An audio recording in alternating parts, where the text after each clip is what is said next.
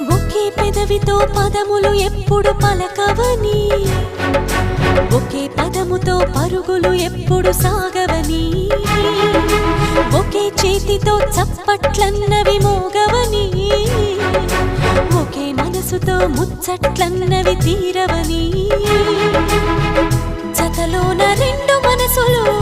ఉండాలి ఎప్పుడైనా,